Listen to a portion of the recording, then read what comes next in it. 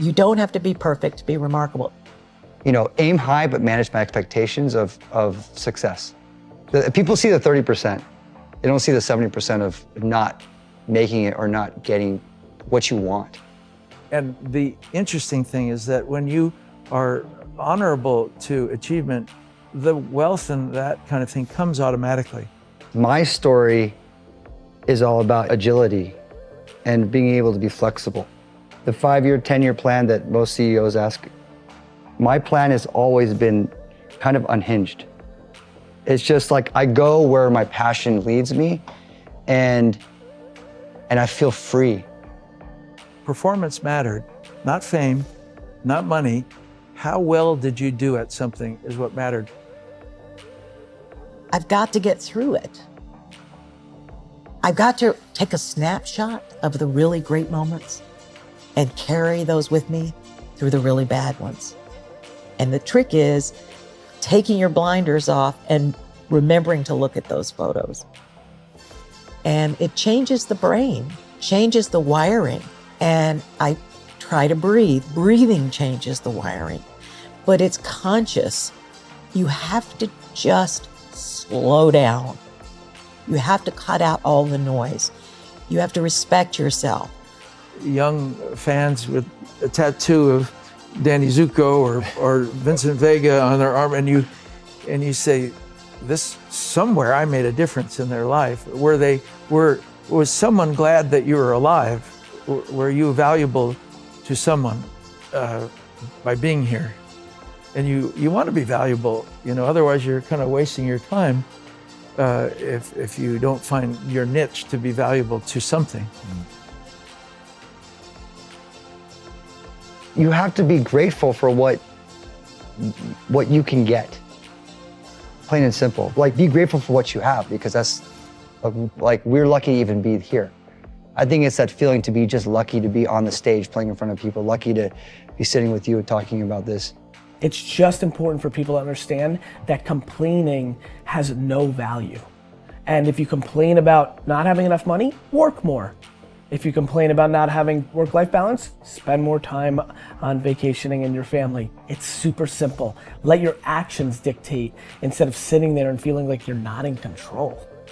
Poor people say, I can't afford it, I can't do that, I don't have time. It's an escape, you know what I mean? It's easy to say, I can't afford it. Oh, I'm too tired. Oh, I can't go to the gym. When you could go to the gym, but no, I can't. Truth is, I'm just too lazy to go to the gym. My first shows, I was playing for 5 people. Like, some of them didn't even want to be there, honestly. But I pretended like it was like a big deal. When I started DJing, I was playing, I remember when like 5 people would be like, yeah, and there was like, everyone else just doesn't give a shit. I'm like, those are my 5 people. I focus on them. And after I talk to them, hang out with them. I used to do that at every show when I was in a band. We would tour across the United States and we would drive like 10 hours and we show up, I remember in like Albuquerque or something, and there was 12 people that showed up. And after the show, I like hung out with all of them, and one of them, the guys let us stay in their house, because we were sleeping in our van the whole time. Man, I was excited. After the whole tour, I was like, when are we gonna go back again?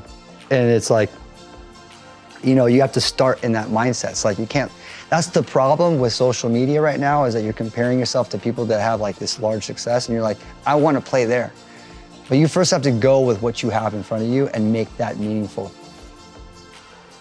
You can't forget that life is an art. This is why Oprah and I connected immediately, because, we did a whole episode one time on enlightening people that didn't have money on how they can live art. I said, very easy. I said, can the average fellow go to Walmart and afford a tray? Yes, it might be $3. Can you afford a cup instead of a paper cup? Might be $1, it's fine. Now, can you put your favorite coffee in that cup? Can you go to a market or something and get a nice blueberry muffin? Can you make that look pretty, put a flower on that tray? Now can you go give it to your husband or your wife? They'll think they're at the Four Seasons and you have minimal money. It's how you approach shit. It's the art of life. Someone wants wealth or they want fame, it's harder for that to happen because it's not based on anything that has a bean exchange to it.